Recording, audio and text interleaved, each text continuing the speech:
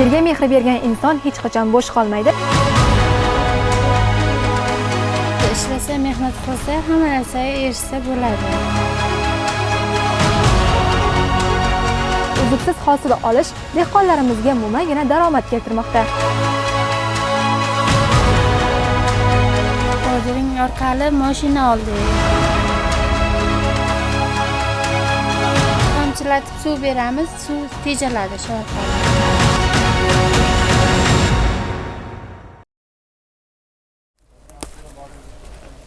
Yerga mehr bergan inson hech qachon bo'sh qolmaydi. Ayni vaqtda biz Sherobod tumanidagi bodring yetishtiriladigan mana shunday issiqxonadamiz.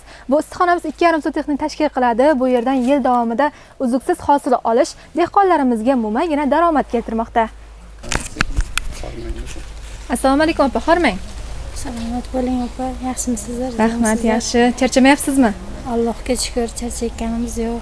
Bu issiqxona faoliyati bilan necha yildan beri shug'ullanasiz? 2 yildan beri shug'ullanamiz. Allohga shukr, daromad yaxshi. Pomidor ekamiz, bolgarskilar ekamiz, yaxshi. Demak, bundan boshqa issiqxonalaringiz ham bor. Ha, bor. Sir bo'lmasa, yiliga qancha daromad topasiz? Daromad o'ziga yarasha yaxshi. Yer hozirlar yaxshi. Allohga shukr qilamiz, yaxshi.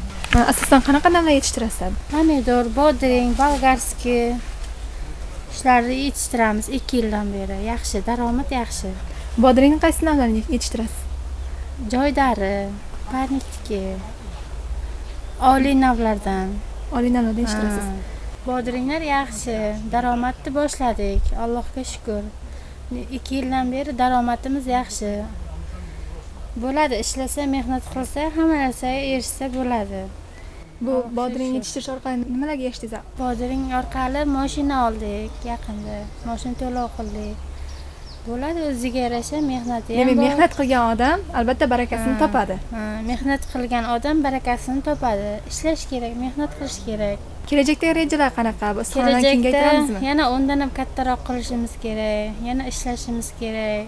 Xalqimizga, onalarimizga yetishtirib berishimiz kerak mahsulotlarni. Chet ellarga eksport qilishimiz kerak.